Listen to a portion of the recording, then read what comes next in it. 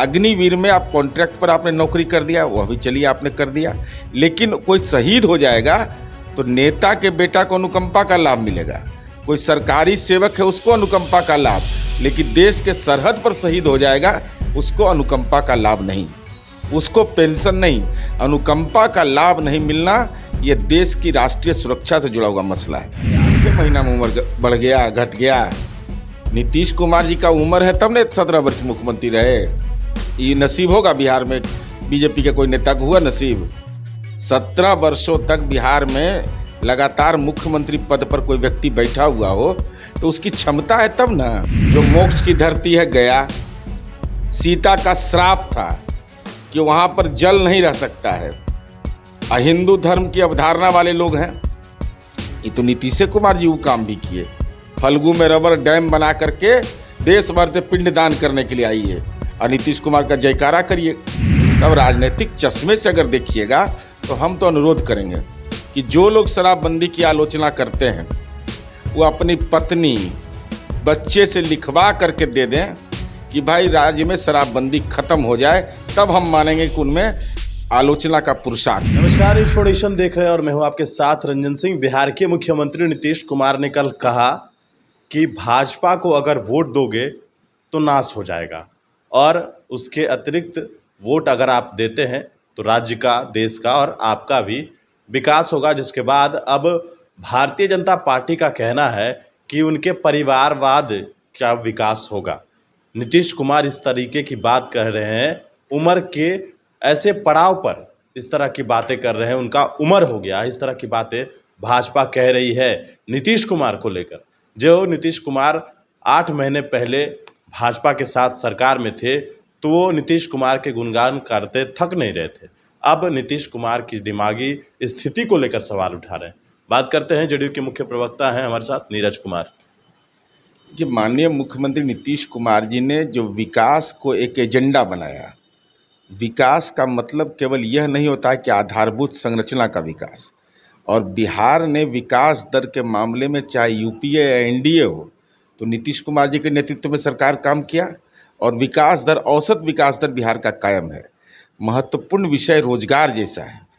भाई आज अब तक 2022 तक केंद्र सरकार ने ये पार्लियामेंट में ऑन रिकॉर्ड कहा कि हमने 7,22,135 लोगों को मात्र रोजगार दिया, और बिहार का आप देखिएगा केवल शिक्षा विभाग ही 3.5 लाख रोजगार दे चुका है।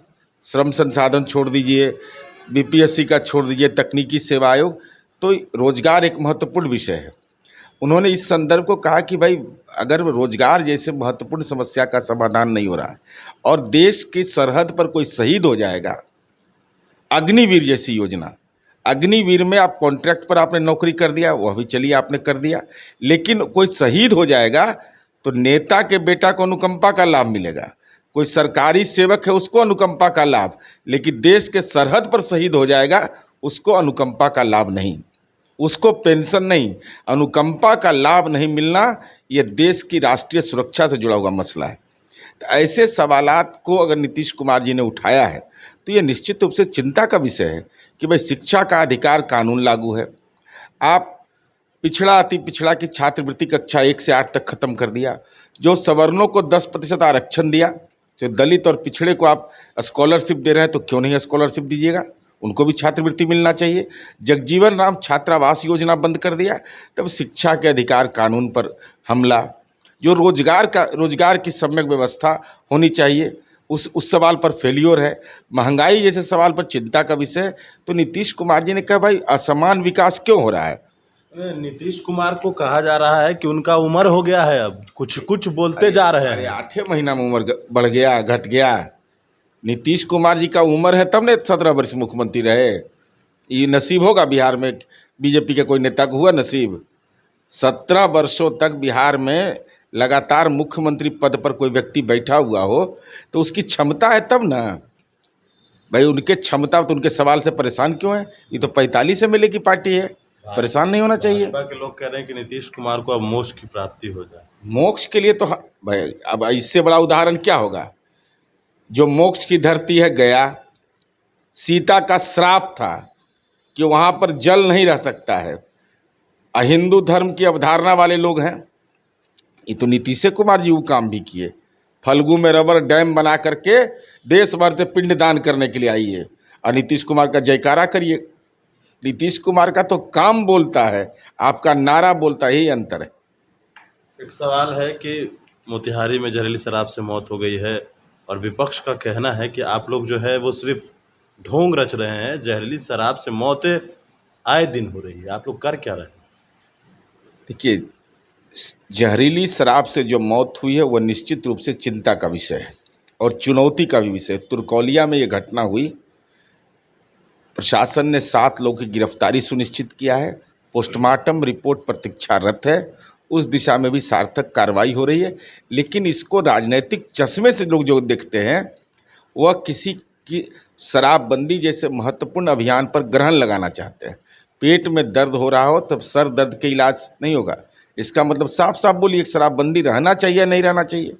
और आदरणीय नरेंद्र मोदी जी ने राजनीतिक मतभेद रहते हुए 5 जनवरी 2017 को गुजरात के अनुभव के आधार पर उन्होंने कहा कि शराबबंदी लागू करके नीतीश कुमार जी ने साहसिक फैसला लिया है।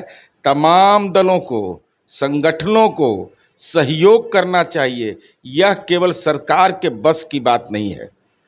यह आदरणीय प्रधानमंत्री जी, राजनीतिक मतभेद था उस समय, उसके बावजूद कहा। क्यों, कैसे कहा? इसलिए कहा कि गुजरात के अंदर में भी शराबबंदी 60 के दशक से लागू है, वहाँ भी ऐसी घटनाएं प्रतिवेदित होती है। तब राजनीतिक चश्मे से अगर देखिएगा तो हम तो अनुरोध करेंगे कि जो लोग शराबबंदी की आलोचना करते हैं वो अपनी पत्नी, बच्चे से लिखवा करके दे दें कि भाई राज्य में शराबबंदी खत्म हो जाए, तब हम मानेंगे कि उनमें आलोचना का पुरुषार्थ है। किनको कह रहे हैं भाजपा? जो नेता लोग कहते हैं शराबबंदी में जो मीन मेख निकालते हैं, उनसे अनुरोध है कि शराबबंदी लागू करने के लिए टोल फ्री नंबर कितना इस्तेमाल किया, यह बताइए। आपने क्या अपनी जिम्मेवारी का निर्वहन किया? साथ ही साथ अपने परिजन में सबसे लिखवा करके दे दीजिए कि हमारा बेटा बेटी, हमारी पत्नी कहती है कि शराबबंदी गलत है, शराबबंदी को ख़त्म होना चाहिए। तब एहसास हो जाएगा कि शराबबंदी का परिवार में क्या प्रभाव है। समाज में प्रभाव तो एहसास हो रहा है, लेकिन कैसे आपको एहसास होगा? इस बात का एहसास होगा अपने परिवार से लिखवा के दीजिए, तब पता चला कि खाना उना भी बंद हो जाएगा। लेकिन बिहार में तो गुंडा राज है, भाजपा कह रही है। अरे भाई, इस ढंग की भाषा तो कोई गुंडा, कौन गुंडा है? कौन गुंडा है? कौन गुंडा है जो आए दिन मर्डर हो रहा है, लूट हो रही है? ये नेशनल क्राइम ब्यूरो का आंकड़ा है, अमित शाह जी का आंकड़ा है, मेरा आंकड़ा नहीं है। निकाल के देख ले लोग। ये तो पढ़ने लिखने की चीज़ है, ये बोलने की चीज़ थोड़े है। अगर रहता तब ये अपराधी सब जेल हो तो जेल खाली हो जाता। ये बेचारा आज़ादी की लड़ाई में जेल गया है सब। अरे भाई, लंपटगिरी किया, जेल गया सब। कानून व्यवस्था यूएसपी है, यूनिक सेलिंग पॉइंट है, लगातार इसकी समीक्षा हम करते हैं। चलिए, तो हमारे साथ जेडीयू के मुख्य प्रवक्ता नीरज कुमार थे। सीधे तौर पर सवाल ये है कि आखिरकार बिहार में जब जहरीली शराब से मौत हो रही है, विपक्ष सवाल पूछ रहा है। इनका कहना है कि भारतीय जनता पार्टी के जो नेता सवाल उठा रहे हैं वो अपनी पत्नी या बच्चे से लिखवा कर दे दें कि बिहार में शराबबंदी चालू हो जानी चाहिए। देखते हैं आगे क्या होता है। नेशन के साथ नमस्कार।